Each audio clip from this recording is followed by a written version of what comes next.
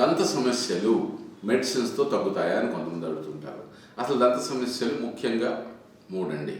ఒకటి చిగుర్ల వ్యాధులు, రెండు పిప్పి పళ్ళు, మూడోది ఎత్తుపళ్ళు వంకర పళ్ళు సరి చేయటం.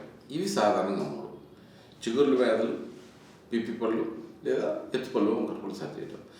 ఇంకొకటి యాక్సిడెంట్స్ వల్ల పళ్ళు విరగటం కానీ దవడలు విరగటం కానీ ఇవి ఏటిల్లో కూడా మందులతో తగ్గేవి ఏవి ఉండవు.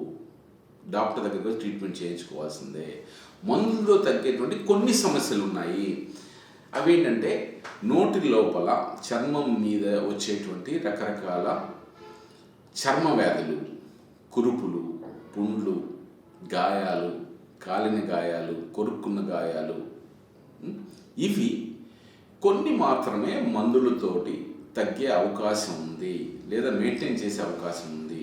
కానీ మిగిలిన ఏ ట్రీట్మెంట్ కూడా మందులతోటి పూర్తిగా తగ్గే అవకాశం లేదు. చిగుర్ల వ్యాధి వస్తే అది ఎందుకు వచ్చిందో కనుక్కోవాలి, క్లీనింగ్ చేయించుకోవాలి, క్యూరిటేజ్ చేయించుకోవాలి, లేదా ఫ్లాప్ సర్జరీ చేయించుకోవాలి, లేదా పన్ను కదులుతుంది పనికి రాకుండా తీయించుకోవాలి.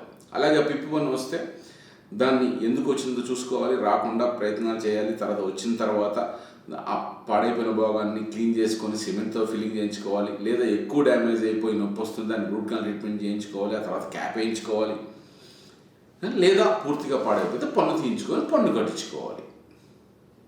అలాగే ఎత్తుపళ్ళు వంకర పళ్ళు సరి చేయటం. ఎత్తుపళ్ళు వంకర పళ్ళు సరి చేయడానికి రెండు రకాల పద్ధతులు ఉన్నాయి.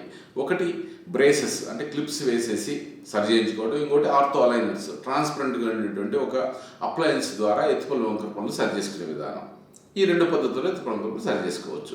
తర్వాత యాక్సిడెంట్ అయినప్పుడు పన్ను విరిగిపోయి ఊడిపోతే దాన్ని వెంటనే తీసుకొని వస్తే నోట్లో మళ్ళీ అదే పన్ను బిగించే అవకాశం ఉంటుంది, లేదా విరిగిపోయిన పన్నుకి రూట్ కెనాల్ ట్రీట్మెంట్ చేసి క్యాప్ వేసే అవకాశం ఉంటుంది, లేదా పూర్తిగా విరిగిపోయి పనికి రాకుండా పోయినప్పుడు తీసేసి పళ్ళు కట్టే అవకాశం ఉంటుంది.